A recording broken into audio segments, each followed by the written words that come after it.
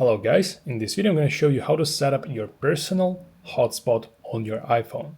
So this personal hotspot is needed if you want to share your internet connection from your mobile network to other people as a Wi-Fi network. So basically you're making your iPhone a literal Wi-Fi router, okay? So what you want to do is to locate the settings application on your iPhone. Now once located, you want to tap on it once. Now here what you want to do is to scroll slightly down to find this personal hotspot. As you can see on my phone, it's now turned off. Okay, so we go here. What you want to do from here is to press allow others to join, like that. Then what you want to do next is to set up a password. As you can see, the standard iPhone hotspot password can be too difficult to use. So I would recommend you to change this password to something by far easier. Okay, once done, you press done.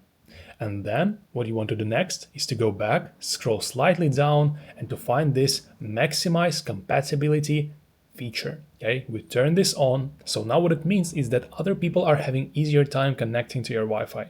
It becomes easier, faster, and more reliable. However, it slightly reduces the overall internet performance and speed.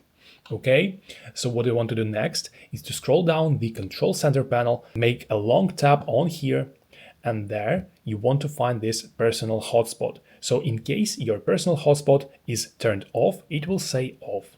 What you want to do is to tap on it, and now it will say discoverable. But also make sure that whenever you want to share your internet connection with other people, you can only share it from the mobile data, mobile network. Okay, you can never share it from other Wi-Fi. So I hope that is clear.